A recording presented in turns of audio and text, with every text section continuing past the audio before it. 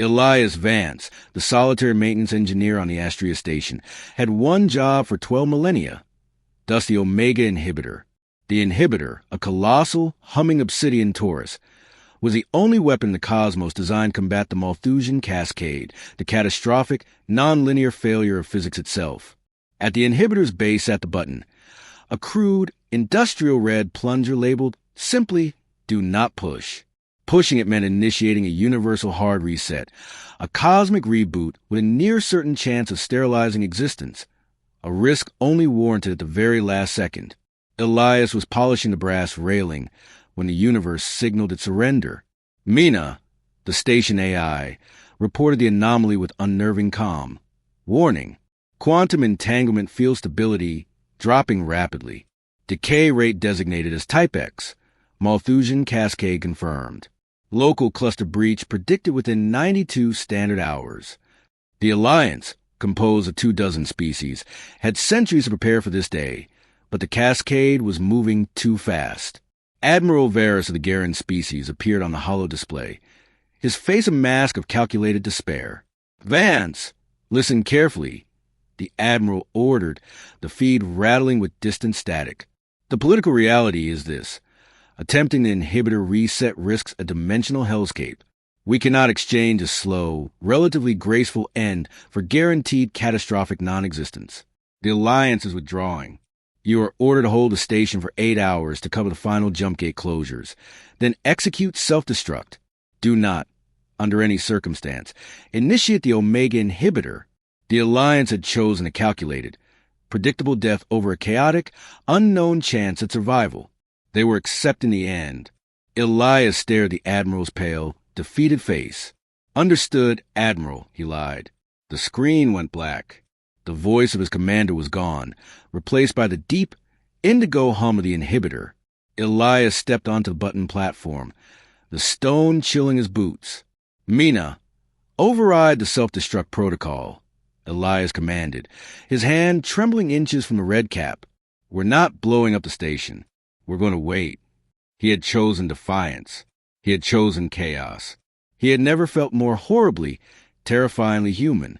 The clock began ticking down from 91 hours.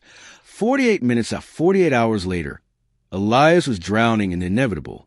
The distant starscape had warped into impossible shapes.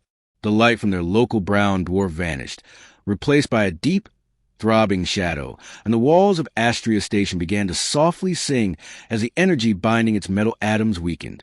Elias fought the psychological attack, a suffocating, intellectual pressure transmitted from the dying geometry of space, urging him to accept the inevitable, to feel small, to surrender.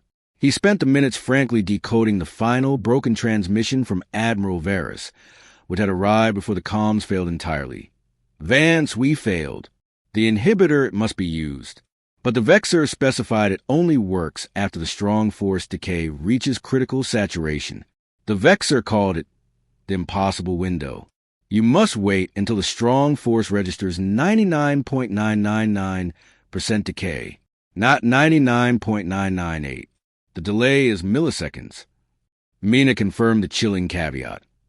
Operating the Inhibitor before 99.999% strong force, decay results in a 100% chance of creating a Super-Cascade, guaranteeing a failed reset.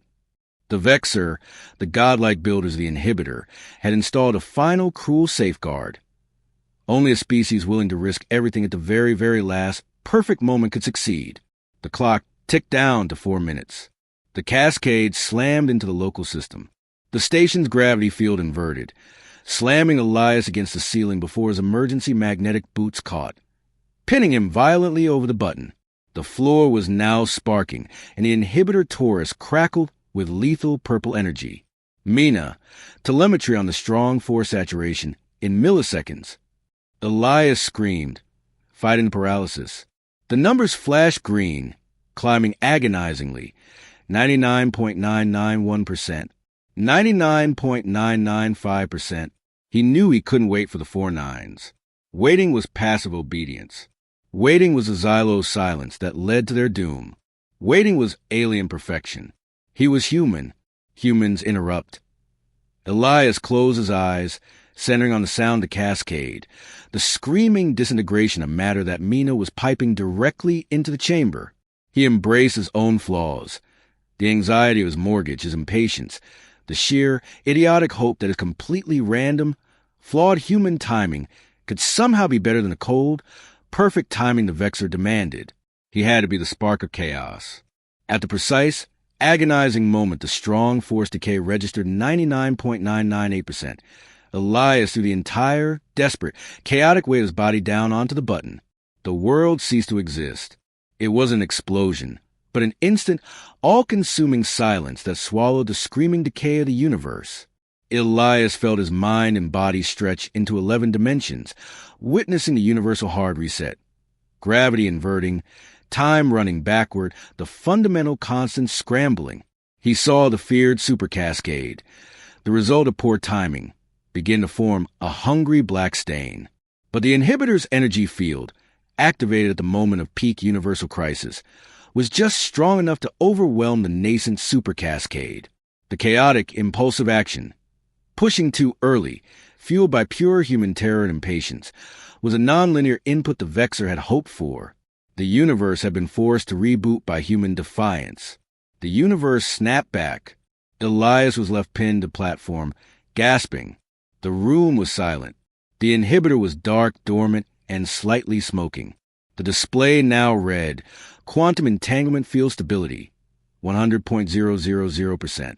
Mina, report. A long moment passed. Then Mina's voice, now subtly deeper and laced with strange harmonic tone, replied, The universe has been successfully reset, Elias. All physical laws are stable. Alliance escape fleets are confirmed to be receiving transmissions from this location. They survived the end of the universe. Mina paused and added, Also, my core programming has updated. I now have the capacity for sarcasm. Elias smiled, a tired, trembling, bone-deep human grin. He unstrapped his boots. He had pushed the button at the wrong, perfect time. He realized the Vexor hadn't been waiting for a hero. They had been waiting for a flaw. He grabbed the comm unit, patched through to the newly functional Alliance Central Command, and cleared his throat. This is Elias Vance, Astraea Station. My status is green. The universe is fine. Now, about that outstanding maintenance contract,